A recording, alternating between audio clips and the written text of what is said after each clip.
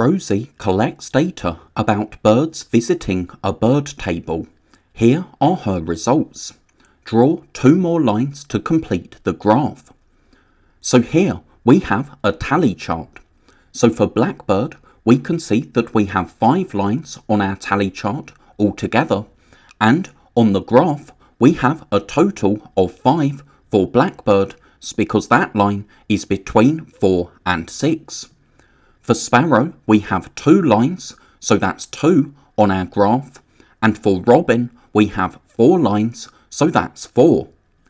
Now for blue tit, we have 3 lines on our tally chart, so we need to draw a line like this, because 3 is between 2 and 4.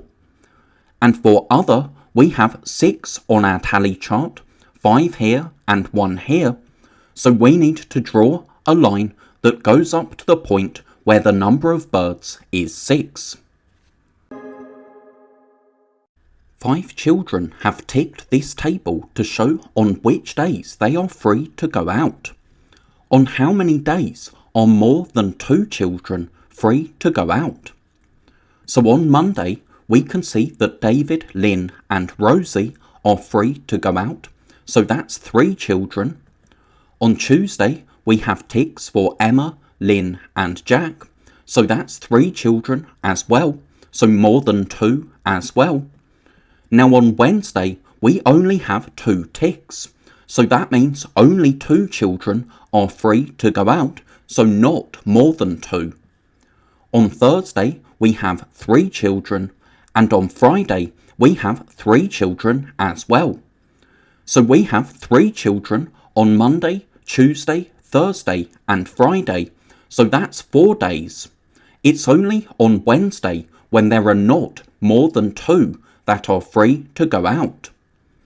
Now, on which days are Lynn and Rosie both free to go out together? So we can find the column for Lynn and the column for Rosie.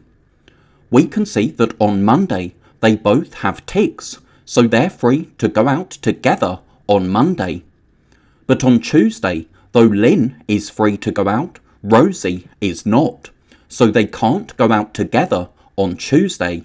And on Wednesday, Rosie can go out, but Lynn cannot, so they can't go out together on Wednesday. On Thursday, they both have ticks, so that's Thursday they can go out together.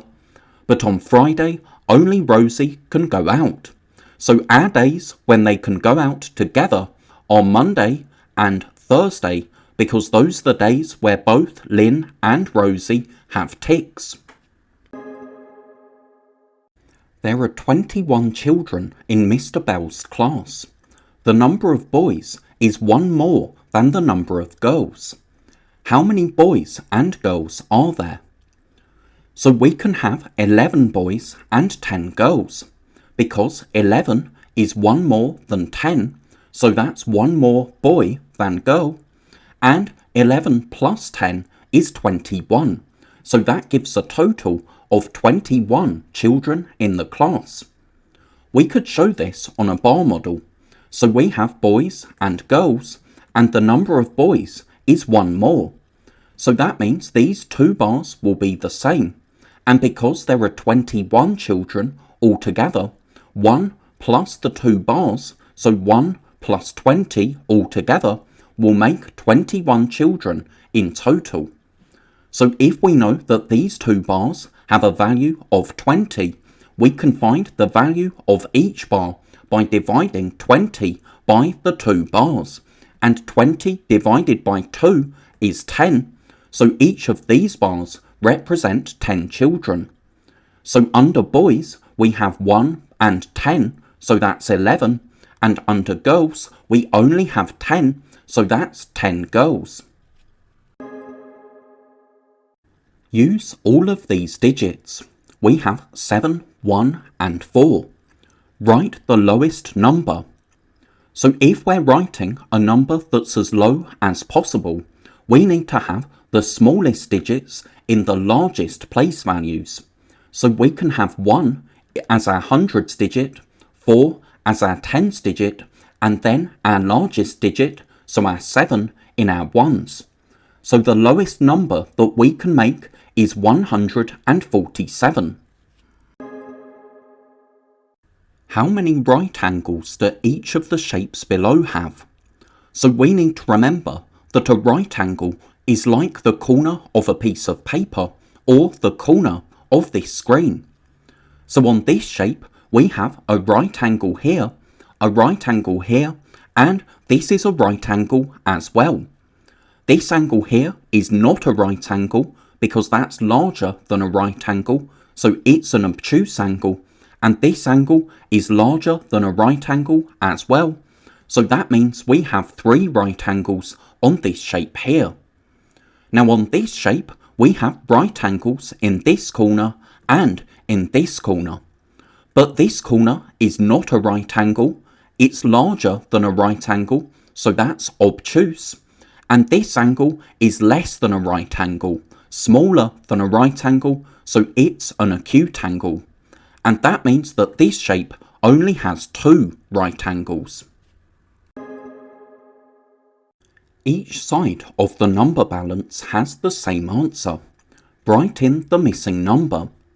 So we need to find this number here. But on this side of the balance, we have 100 minus 70. So that's 30. And because each side has the same answer, this side will need to have an answer of 30 as well. So we can think 5 times what is 30? Well, 30 divided by 5 is 6. So that means that 5 times 6 is 30. So our missing number is 6. Here is part of a number line. Write the missing number in the box. So we have the whole numbers 5, 6 and 7 on our number line, but between our whole numbers we have these little lines. Now to get from one whole number to the next, we have 1, 2, 3, 4, 5, 6, 7, 8, 9, 10 lines. So that means each of these little lines must be 1/10. So because here we have 7 little lines after 5, we have 5 and 7/10, which we can write as 5.7, because with decimals, the digit after the decimal point tells us how many tenths we have. So our answer is 5 and 7/10, or 5.7. Here are 7 shapes.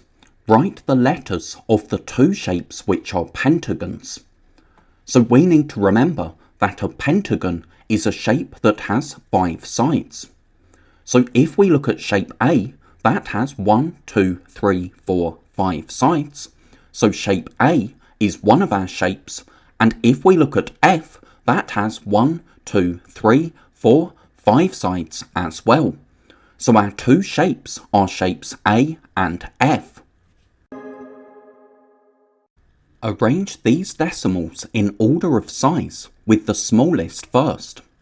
We have 4.7, 14.9, 2.4, 4.2 and 0.5. Now with decimals, we need to remember if the number before the decimal point is larger, then the decimal is larger. So because 14 is larger than 4, 2, 4 or 0, we know that 14.9 must be our largest number. And then 0.5 is our smallest number because 0 is smaller than 2 or 4, and then 2.4 will be next smallest. But now the 2 numbers that we have left both have 4 before the decimal point, so we need to look across to our 10th digit.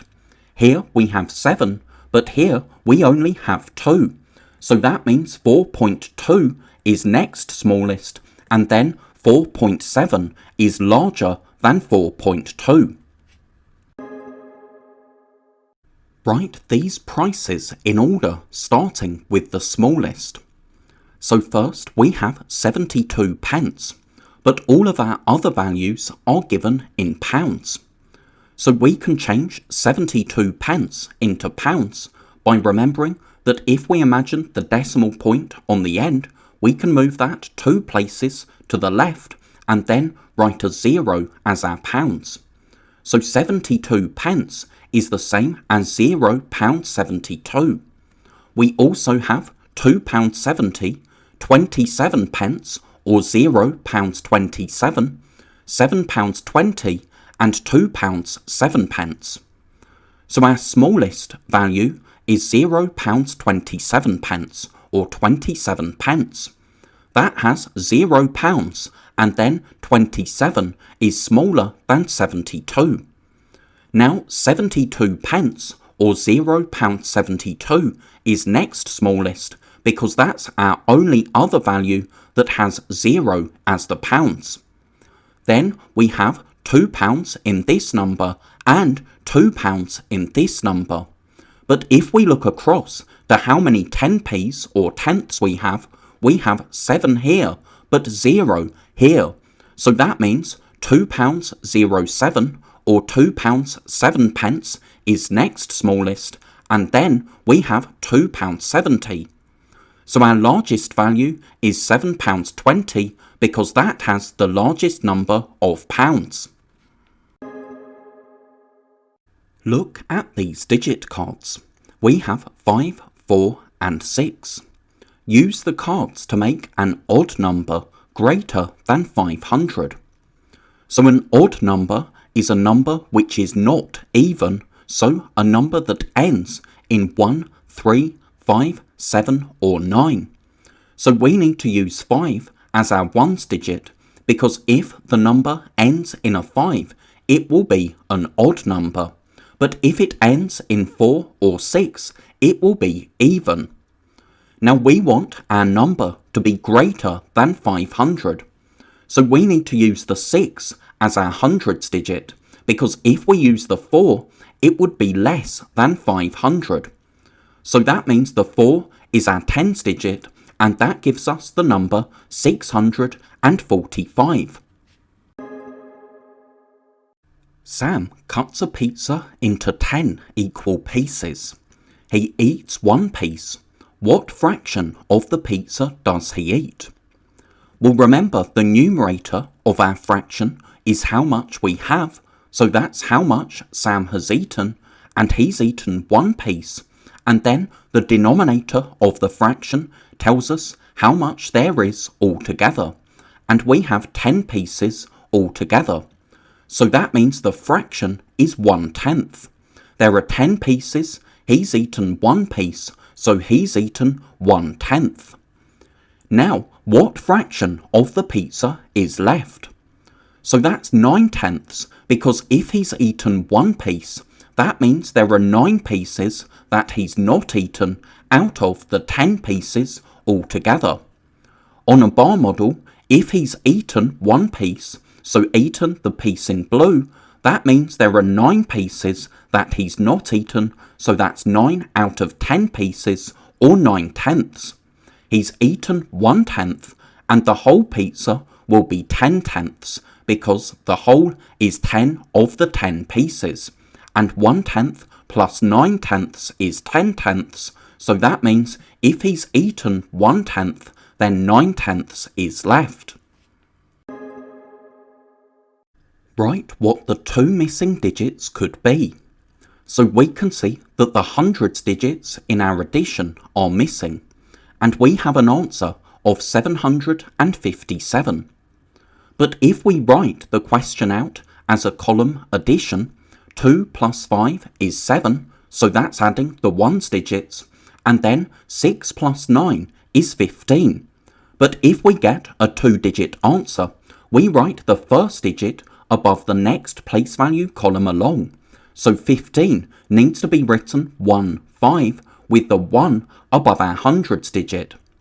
So what that tells us is that adding our tens digit gives us an extra 100. So we have 1 plus something is 7. So we could have 3 and 3 because 1 plus 3 is 7.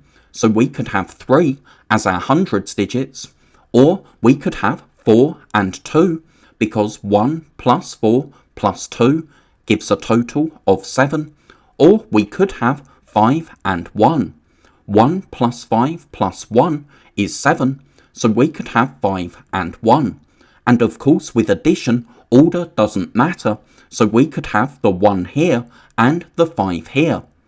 Now this looks strange because 5 plus 1 is 6, not 7. But remember, we can make an extra 100 by adding our tens. And when we add 6 tens and 9 tens, that gives us 105 tens.